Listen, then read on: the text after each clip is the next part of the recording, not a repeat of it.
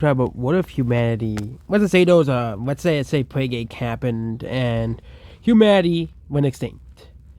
First, we'll be going over North America. This video we're going over North America. If humanity went extinct, so we'll be going over all the things. First of all, there'll be no one to run the cities of an abundance of food. So the first, the first day, we went extinct. Tons of animals would die. What animals would die? Typically, it will be farm animals and dogs that cannot escape the homes, the confines of homes. But dogs that are able to escape us, there will be millions of them would be able to escape. Cats would be able to escape as well. And hardy cattle, chickens, and pigs, goats, and sheep, they would be running rampant. Which means the megafauna in America, which is usually the deer species, the mountain goats, bison, feral horses, and donkeys, which already exist, they will no longer be called. They will no longer be called or basically turned into tamed into a normal horse or donkey.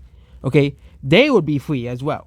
Okay, those and then we have to figure about the one thing we love to do: zoos. Okay, zoos, house many megafauna that is usually ignored in a lot of this. Like, people will think, oh, these animals will go extinct, or this animal will go extinct. You really think we love to keep big animals in zoos? Okay, which means in more warmer parts of the U.S., elephants, tigers, lions, and gazelles will be able to establish. Oh yeah, I almost forgot there would also be pronghorns and bison still, and Yellowstone. But because the mid North American fauna mostly is found in the more northern, but the megafauna in the southern United States would be basically, you'd have tons of different types of animals fighting for each other.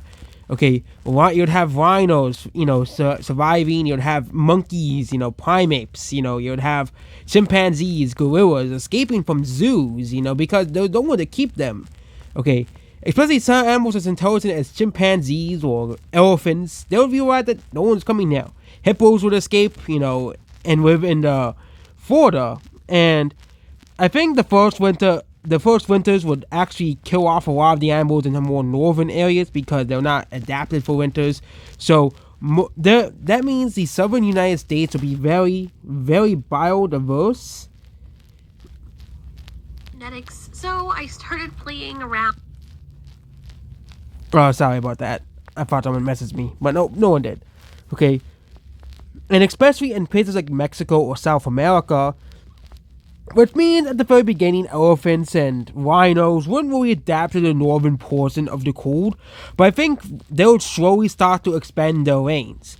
Elephants and rhinos and tigers are some of the most, they're usually in every single zoo, especially tigers. Tigers, live in Siberia.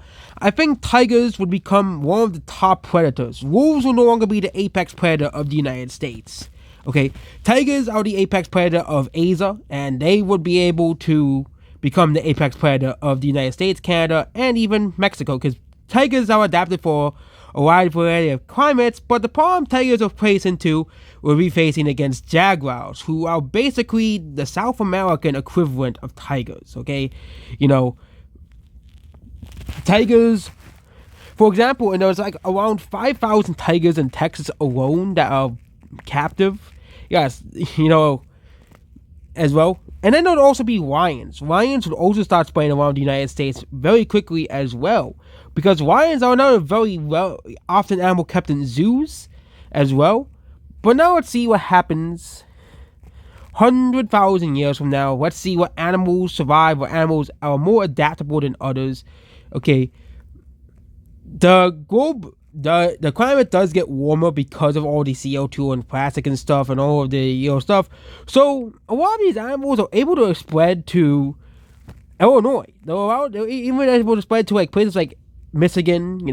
Alligators are able to spread, and basically a part of the southern United States resembles the Serengeti. You have deer, you have pronghorn, you have bison, horses, and cattle. You also have introduced megafauna like giraffes, rhinos. You have elephants as well. and zebras, which are often a very common animal in zoos as well. Zebras are often very, very common. And there's already wild zebras in parts of California, which means they'll start to spread as well. And also, let's not forget about the introduced megafauna. So, we have a list of quote unquote invasive animals in the United States.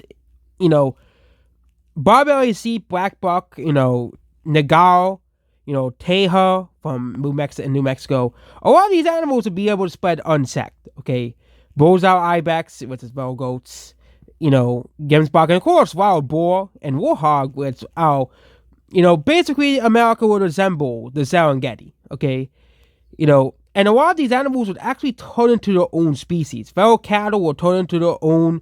They'll basically become like American aurochs. The guy would become the American. The guy would become a separate species because they're isolated for so long. Feral goats would turn into their own species by being isolated. Same thing with, I think that with the goats and barbelly sheep and the Alderon, which is the Himalayan teja as well. All of these species, I think, all, and, Gemsbach, all of these animals would be competing with each other. And I think that you'd have a lot of, biodiverse. It will be very biodiverse very similar to Africa, So basically, you would have, the animals already existing. You have deer, you'd have moose, you'd have bears, but it would actually kind of resemble the Pleistocene of a way. But it would be mostly, animals that have been introduced. You'd have, hippo, descendants. You'd have elephant descendants forming their own species and own groups. You'd have bears, probably becoming more powerful and bigger. Bears diversifying, lions, becoming a major predator. Tigers becoming a major predator. Leopards, even, and replacing, kind of replacing, you have American leopards and you'd have, mountain lions / cougars, basically occupying half the country and half the other country, as well. You'd also have, various, and also you'd have cats, domestic cats would never reach, would never become big animals because of all the animals released by zoos. And, that would be a very big, it would basically be like the Pleistocene of America. Okay, it would be like the Pleistocene. You'd have elephants, you'd have all these big animals, and you'd have the native animal megafauna already. And it would basically become very similar. And then you'd have the next ice age come around, and that's when these animals will start to diversify even more, and that will be the big testament in which animals would survive or not. And I think there'll be a mini mass extinction in North America, okay?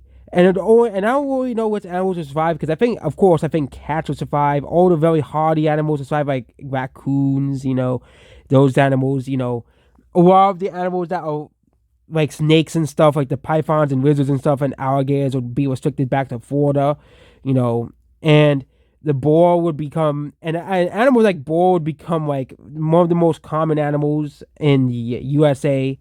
For example, let's look at Yellowstone now. You have all the big animals in USA, but you would have to add in wild boar, elephants that have been more adapted for colder climates, tigers, lions, cheetahs would adapt to.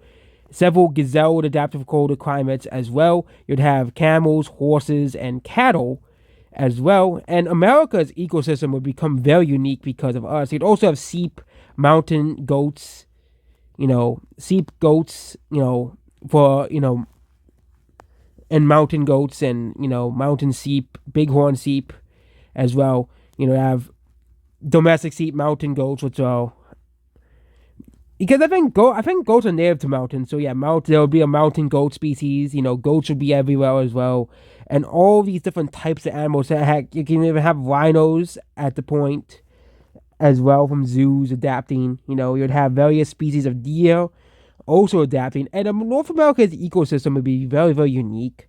Okay, as well, with a blend of introduced species and native species, and of course you'd have bison as well.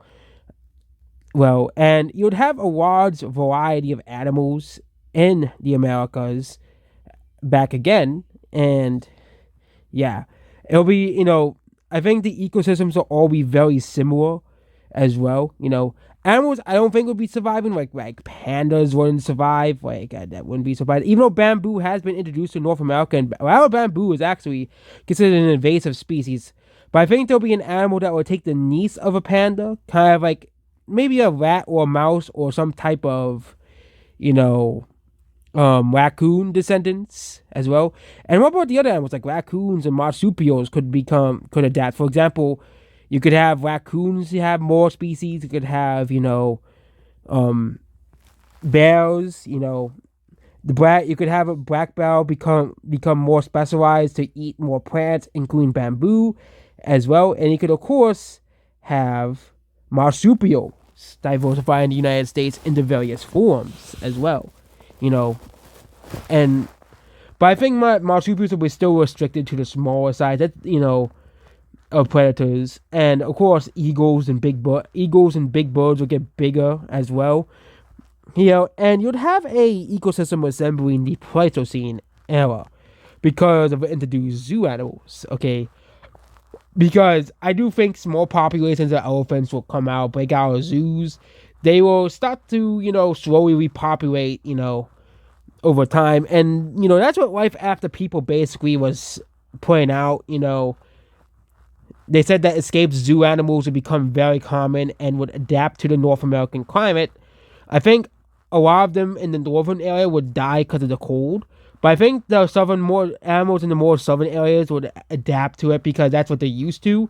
And I think over time, the animals will adapt to colder climates, and you're given that already a million years to adapt. And I think a lot of these animals would be adapt over a million years would be more adapted to cold snaps and cold weather, and would develop adaptations related to it. Which means by the time the next ice age rolls around, it would have tons of animals, megafauna. You'd have basically a massive ecosystem, basically, and humanity would become forgotten, basically, and I think the Earth would start to heal, and this would be, and of course, the current mass extinction obviously would still be a mass extinction, but with zoos actually saved a lot of species, and with zoos and captive bred animals and stuff, a lot of these animals would escape. Dogs, cats, and dogs would become medium-sized predators.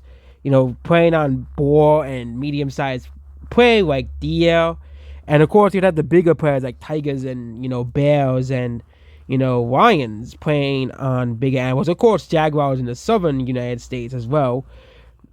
Well, living in the Everglades and more mossy environments. I think they would still have to compete with the tigers and lions and other big cats. But I think you'd have a biodiversity and power with places like Africa or Pleistocene North America. And heck, you could even have animals that, like, for example, had bigger ancestors, like armadillos evolve bigger, become bigger, and other small animals become bigger over time to take several niches as well that have been absent from these big animals being extinct for such a long time.